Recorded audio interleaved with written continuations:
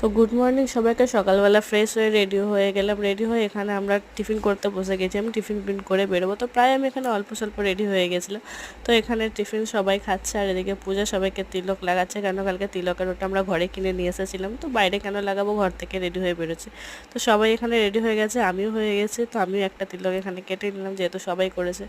বাকি সবাই আমরা এবার রুম ছেড়ে দিয়ে বেরিয়ে যাব একেবারে বাইরের বাকি সব মন্দিরগুলো ঘোরার জন্য।